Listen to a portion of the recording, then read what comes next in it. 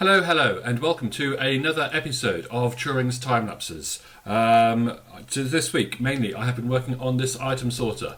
So what happens is, I have shulkers here, and if I took something like, I don't know, a piece of some spruce or something, I can just essentially empty my pockets into this chest here, it gets sorted, it goes through, and it ends up in the right place. In the barrels up above, I've got shulkers full of stuff, so in here I've got shulkers full of cobble, or andesite, etc, etc. So it's kind of like it's that golden rule with multi-item storage.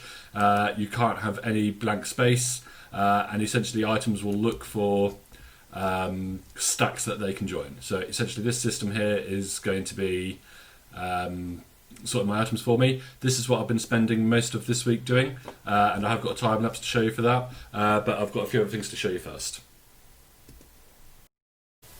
I've spent a little bit of time sorting out my ender because that is the place to come at the moment for XP. So I've given it this warped forest feel, and I've also put in some auto droppers on either side of here. So when I smack these endermen, they die, and you can see coming out to the side, you can see it's just spitting pearls straight into the void there. I have made myself a very simple, basic starter ice farm thing, and I have constructed a blue ice block.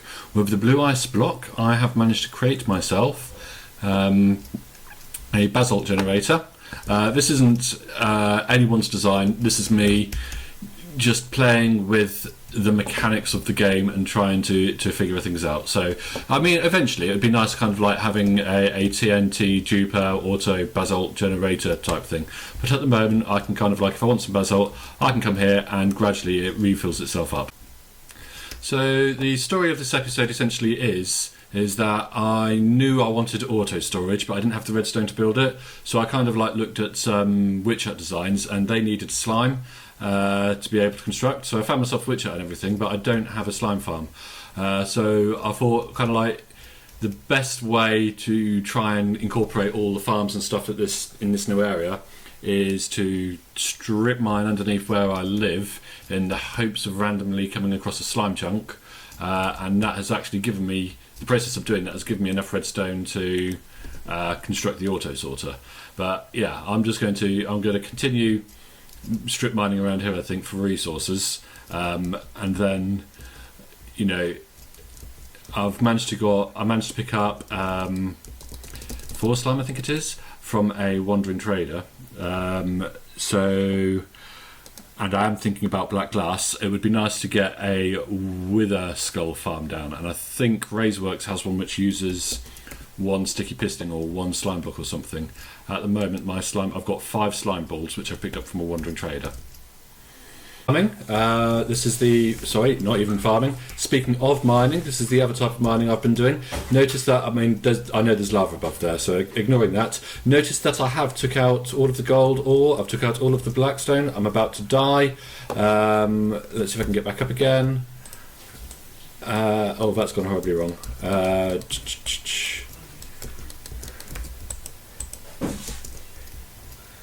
Yeah, so this is where my blackstone's been coming from. I've also took out the gravel when I found it.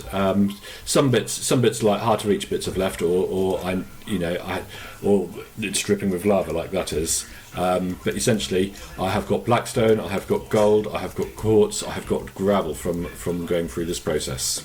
Finally, the last thing I want to show you is the storage room for the iron farm. So again, I've got my auto storage set up in the middle, and I've got the traders around the outside, but I've got my kind of like my redstone floor going on, nether brick floor going on, and then kind of like the black stone walls, and then it's actually a nether ceiling as well.